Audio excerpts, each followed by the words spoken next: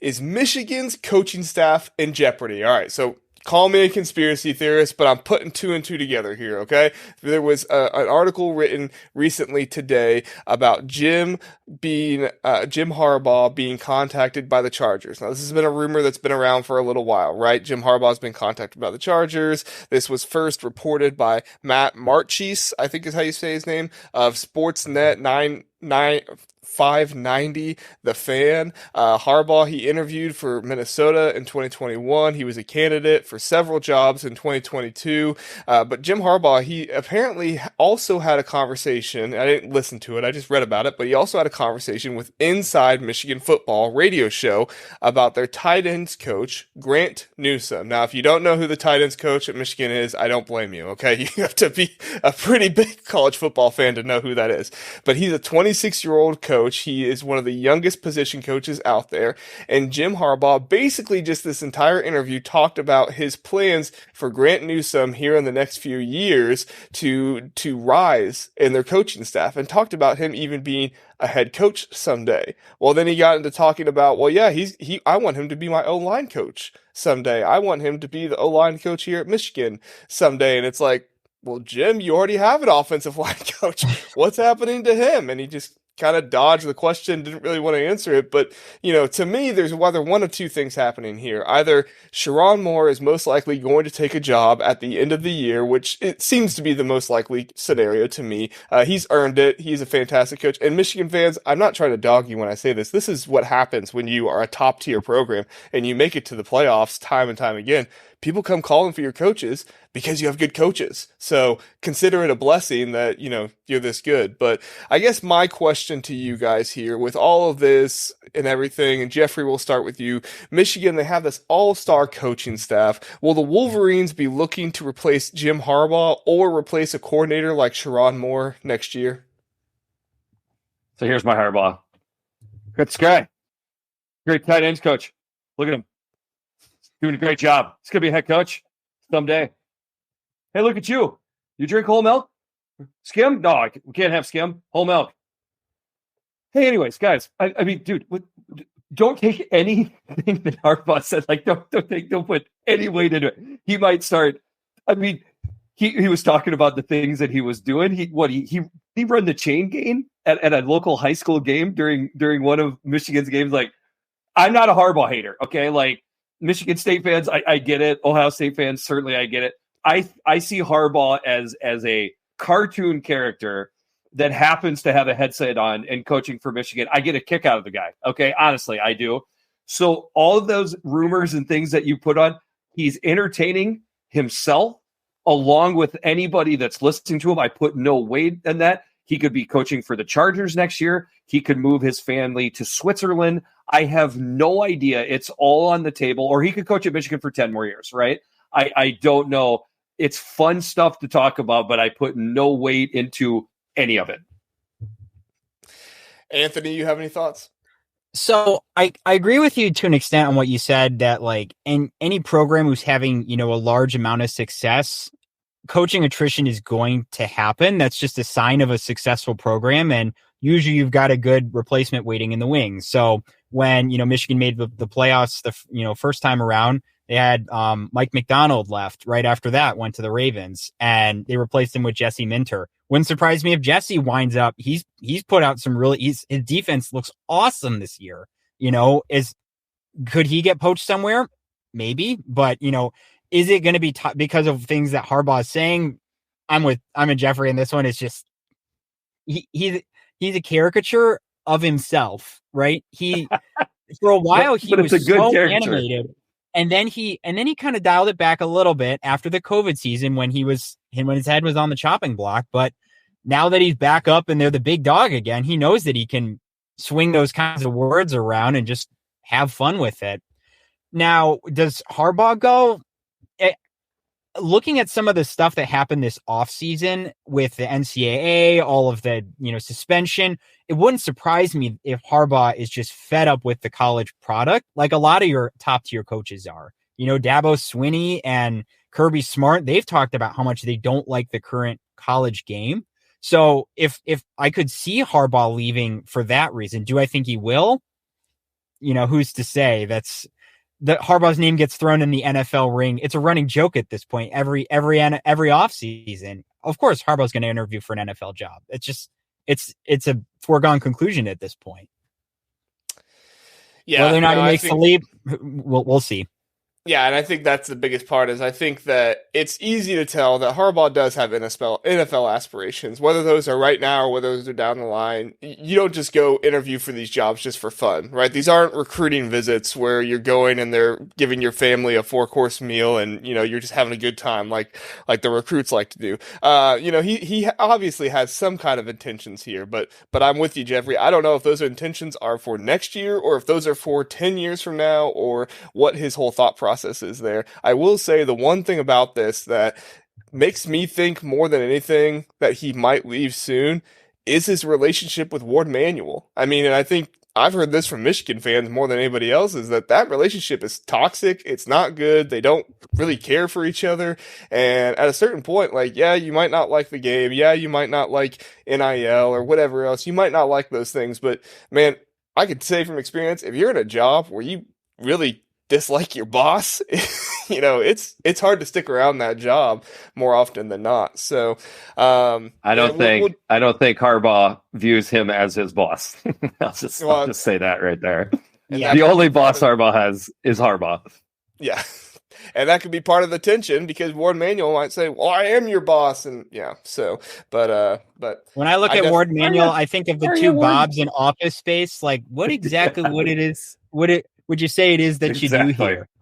That's exactly right. Well, Jim Harbaugh just got YouTube TV, so maybe he will, watch some more shows. And that was so funny. Oh, that was good. That and the Wii Fence and the lawn mowing stuff. I know I'm supposed to hate Harbaugh because I'm an Ohio State fan. I know that I'm supposed to really dislike him. But every time I think to myself, I can't stand this guy, he says one of those comments and I'm like, I can't dislike you. You're you're a lovable little dork or whatever I guess you want to call him. I'm not trying to insult him by calling him a dork, but just kind of the way he is. So but I like mowing my grass too. So eccentric. Yeah. He's eccentric. I think that would be the word to use. That's a good way to put it. All right. Our last question, Anthony, will go to you. What other coaches or coordinators or position coaches could you see exploring options with the NFL? We mentioned Jesse Minter. Is that kind of your one that you think, he is probably going to at some point maybe look into the NFL a little bit more? Well, there is one coach who has quite a bit of time in the NFL who I believe is looking for some work right now, who maybe could make the jump back to the NFL. Used to coach for a green and white team. I do not think Mel ends up back in the NFL, but just he did spend quite a bit there. By the way, congratulations everybody so far in the Zoom call, keeping everything in their pants. It's apparently hard to do these days. It's apparently hard to do. Oh boy. I'm not touching that one. Everybody put your hands up. Check. So we're good. Keep going, Anthony. But to go back to your question, who do I see as the coaches or, other head coaches or position coaches who could, dip their toe in the NFL water? To me, I feel like the trendiest coaches to go to the NFL are kind of the younger offensive minded ones. So I could see someone like Lincoln Riley from USC making the leap up to the NFL. Now he's really young, but you look at a guy like Cliff Kingsbury, he made the jump and he's, I don't know how great you'd say the Cardinals are doing, but I mean, he's, put some excitement into the offense at least. And you hear a lot of your other usual suspect names, Chris Kleiman, Luke Fickell. You could see him looking at it. I think Lincoln Riley's your most likely candidate to hop up to the NFL. The other one who I think might be interesting, maybe not immediately, but maybe down the road, would be Kalen DeBoer from Washington. Just how offensive minded he is and how quickly he turned around that Washington team coming from a place like Indiana. I would say he doesn't have a ton of elite head coaching experience, but if if someone came and offered him an offensive coordinator spot on an NFL, coaching squad, or maybe even a head coaching spot, it's a name I'm not hearing a lot, but it's one I could see more frequently mentioned in the years to come if Washington keeps up their offensive renaissance that they've had these last 2-3 years. Well, Jeffrey, we know all about your offensive renaissance over at Iowa and your young offensive coaches there.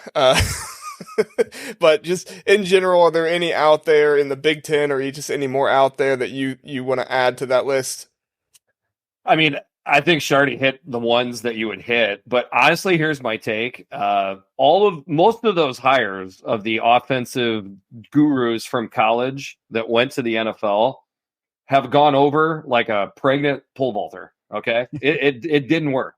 I don't think you're going to see too much more of that. I think that was the NFL kind of doing that a little bit. I think you're going to see less and less of that. A lot of the offensive minds in the NFL are younger guys that came up in the NFL. I think you're going to see way more of that. They're stealing stuff from college because that's where a lot more of the innovation happens. But to bring in these head coaches to be the face of the organization, I think you'll see less and less of that.